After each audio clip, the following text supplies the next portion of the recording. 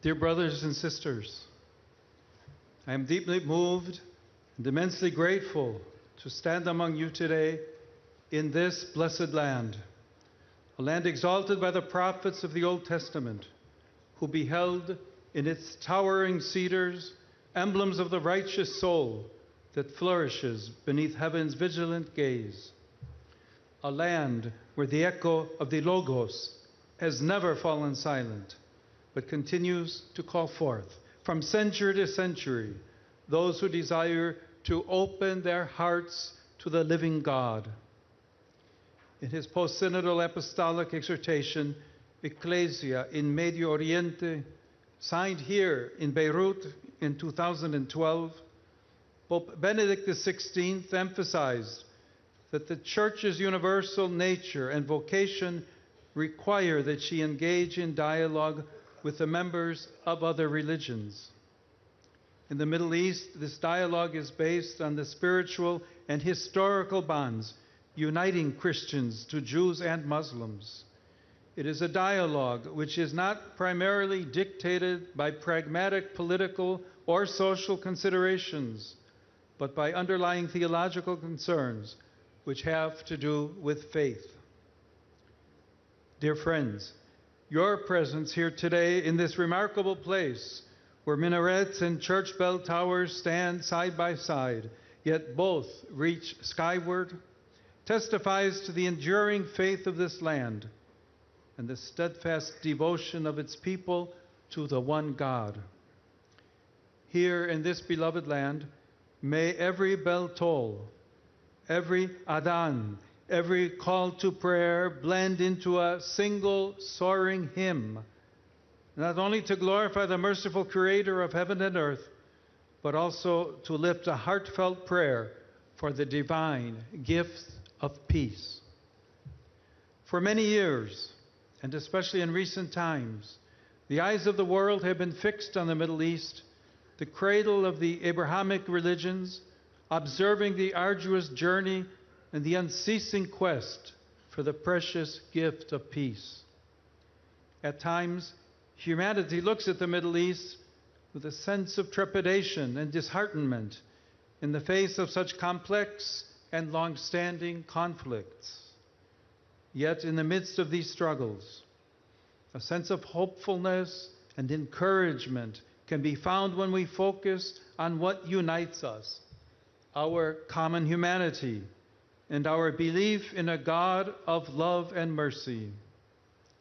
In an age when coexistence can seem like a distant dream, the people of Lebanon, while embracing different religions, stand as a powerful reminder that fear, distrust, and prejudice do not have the final word, and that unity, reconciliation, and peace are possible.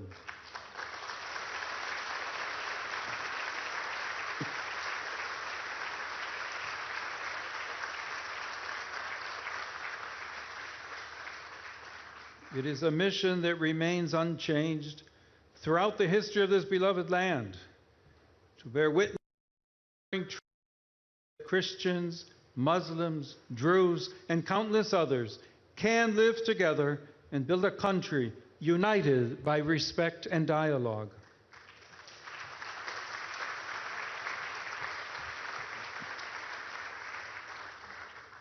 "60 years ago, the Second Vatican Council, with the promulgation of the Declaration Nostra Aetate, opened a new horizon for encounter and mutual respect between Catholics and people of different religions, emphasizing that true dialogue and collaboration is rooted in love, the only foundation for peace, justice, and reconciliation. This dialogue, inspired by divine love, should embrace all people of goodwill, reject prejudice, discrimination, and persecution, and affirm the equal dignity of every human being. Though the public ministry of Jesus unfolded chiefly in Galilee and Judea, the Gospels also recount episodes where he visited the region of the Decapolis, and most notably the environs of Tyre and Sidon, where he encountered the Syrophoenician woman whose unwavering faith moved him to heal her daughter. Here, the land itself becomes more than a mere site of encounter between Jesus and a pleading mother.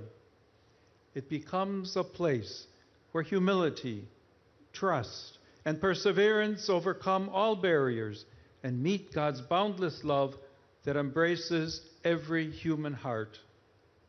Indeed, this is the very core of interreligious dialogue itself, the discovery of God's presence beyond all boundaries and the invitation to seek Him together with reverence and humility. If Lebanon is renowned for its majestic cedars, the olive tree too stands as a cornerstone of its heritage.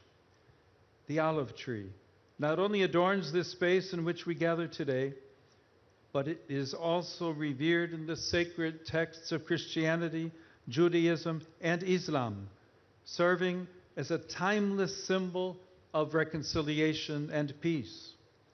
Its long life and remarkable ability to flourish even in the harshest environments symbolize endurance and hope, reflecting the steadfast commitment required to nurture peaceful coexistence. From this tree flows oil that heals, a balm for physical and spiritual wounds, manifesting the boundless compassion of God for all who suffer. Its oil also provides light, serving as a reminder of the call to illuminate our hearts through faith, charity, and humility. As the roots of the cedars and olive trees delve deep and spread wide across the earth, so too the Lebanese people are scattered throughout the world, yet bound together by the enduring strength and timeless heritage of your homeland. Your presence here and across the globe enriches the world with your multi-millennial heritage, but it also represents a vocation. In an ever more interconnected world, you are called to be builders of peace, to confront intolerance, overcome violence, and banish exclusion, illuminating the path toward justice and concord for all through the witness of your faith. Dear brothers and sisters, on March 25th each year, celebrated as a national holiday in your country, you come together to venerate Mary, Our Lady of Lebanon, honored in her sanctuary at Harissa, which is adorned with an impressive statue of the Virgin with outstretched arms, embracing all the Lebanese people. May this loving and maternal embrace of the Virgin Mary, Mother of Jesus and Queen of Peace, guide each of you so that in your homeland, across the Middle East, throughout the world, the gift of reconciliation and peaceful coexistence may flow forth like the streams flowing from Lebanon. May they bring hope and unity to all. Shukran.